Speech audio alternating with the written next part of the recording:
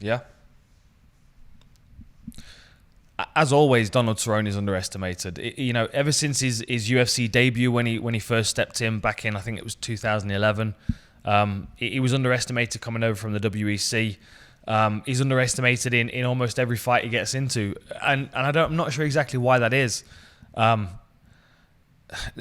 main thing that he's underestimated for is his ground game, and I think that's going to play a big part this weekend, because I think, especially with the performances that we've seen from him at welterweight, he tends to smother the power as opposed to try and get away from it, which I think is probably the smart thing to do. Think to the Robbie Lawler fight, he was very good at intercepting Robbie Lawler when he started to move forward to land punches, clinching him, working with elbows and knees, and I think finishing with head kicks is going to be a big key for him in this fight.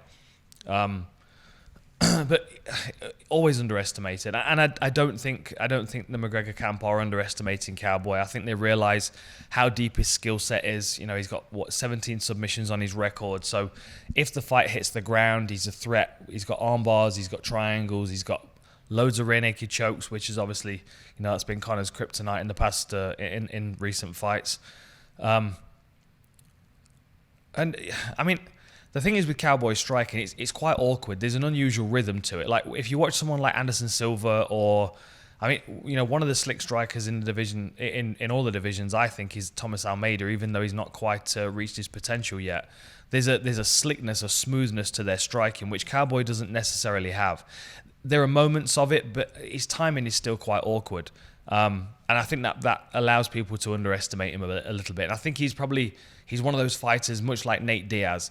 He's much more dangerous to deal with when he's actually in front of you and you're fighting him than he is in your mind when you're thinking about fighting him. Like you watch Nate Diaz fight and you think, you could hit this guy all day. He's slow, he's predictable, but then when he's in there and he just won't go away, that's when you realise that you've underestimated him. And I think Cowboy's like that. I think Conor, if they do get into trades, if this fight does go into the second round and Cowboy starts to open up his striking skill set a bit more, I think he might be able to catch Conor with shots that Conor's not expecting, like the clinch breaks with the head kicks. I think will be a key. Good work on the inside, good elbows and knees, which is something Conor might underestimate as well. But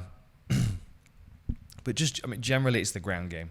The ground game is always underestimated by Cowboy, and I think if we look to what he did against the likes of Mike Perry, against Alex Oliveira, which is a name I know I did get wrong in Inside the Octagon. My brain was going in different directions that day. That was a beautiful triangle from Mount. Great takedown, offensive.